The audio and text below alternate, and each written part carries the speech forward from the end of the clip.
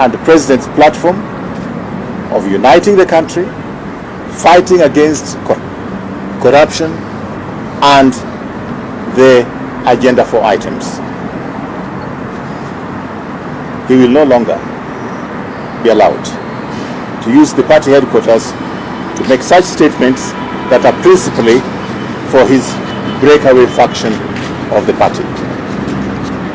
It is noteworthy that the party constitution has not given the deputy president or the deputy party leader any specific role of organizing party grassroots elections in collaboration with the MPs he has selected and senators, as emerged from the press conference yesterday addressed by MPs and senators allied to him.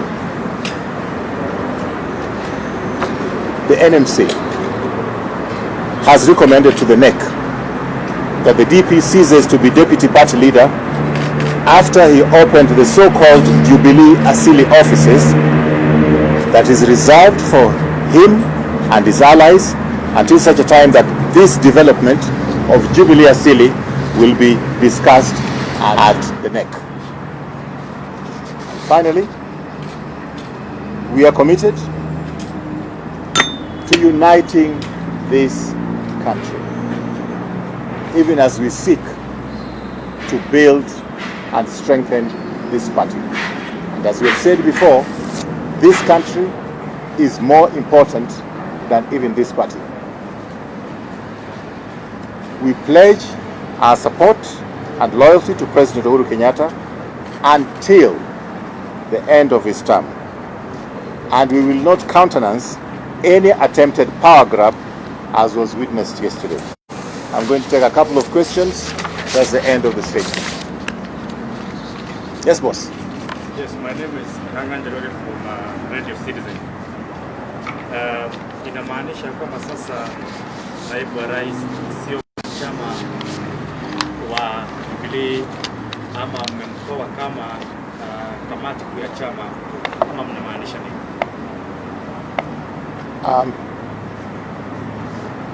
Yeye ni mwanachama wa Jubilee, lakini tumetoa pendekezo kwa NEC kwamba kuendelea kwake kama naibu wa kiongozi wa chama, na ingawa bado anaendelea kufanya yale ambayo ni kinyume ya yale ambaye kiongozi ya chama amesema, basi hiyo haiwezi kuendelea vile imekuwa ikiendelea hapa awali. Yes, my name is Kevin Oshira from ABC. How soon is NEC likely to meet to review or to consider the proposal by NMC? That is the prerogative of the president. As soon as he has the time, we're going to meet. But he has told us before that we should be on notice and he can call on us anytime. Yes? Yes, sir.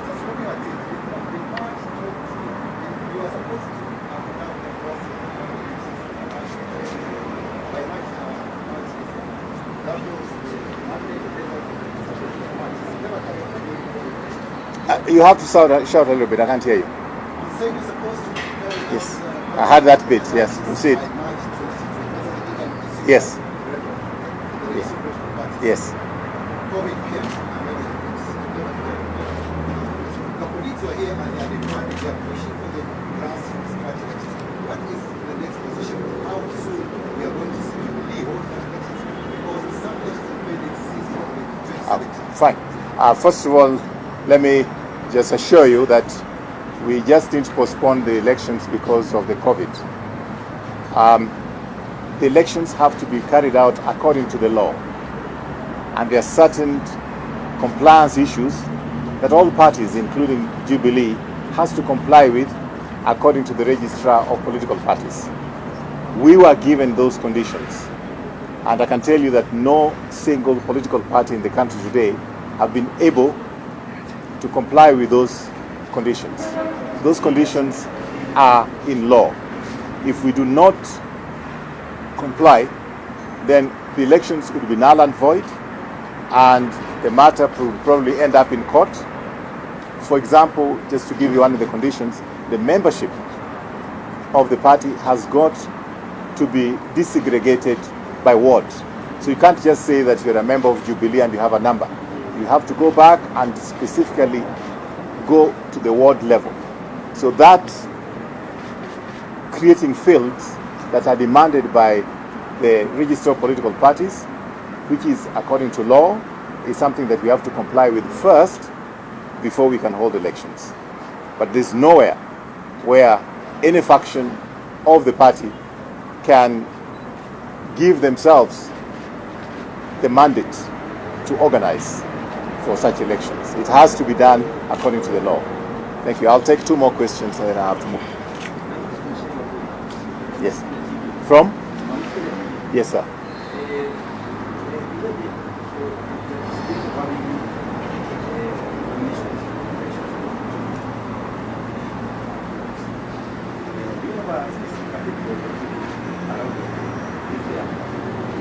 Well, the nominations for the county compositions in each of these specific counties, we have what is called the County Elections Board. And it will not be uniform. It will be according to what the County Elections Board decide to do. If, casting votes is the best way forward, fine. Most likely they're going to have interviews and assess the capability of each candidate, and then they'll recommend to the headquarters. Yes, last. I'm Hemba from Ebro TV. Yes. Katibu, you did actually tap them yesterday's meeting with the DP to be somehow illegal. Are you maybe planning to institute disciplinary measures against the members of the... Well, the DP coming to the party headquarters is not illegal, all right? But to bring over 30 members of parliament allied to him generates a very explosive situation. And we have to stop another 40 members of parliament who are not allied to him. And unfortunately, as I said earlier in the press statement, some of these members of parliament have expressed themselves in very vulgar ways, in very abusive ways to the president. And we're not going to countenance that. Yes, last, please. Please allow me to ask this. I can see LMPs here. Come again? I can see Mpurapol is here. Well, I didn't know. You're just introducing him to me now. I've not looked behind. Perhaps there is an outcome of the ongoing case between him and Governor Kiritumu. Well, I don't deal with cases directly myself. I know that there are some issues which was brought to my attention, but ordinarily the chairman of the party is the one who is mandated by our constitution to deal with such issues, and he would normally deal with it or take it up with the disciplinary committee. Yes. Thank you very much, sir. Who is the chair of the party? Nelson Zuya. Thank you. Thank you very much. Thanks.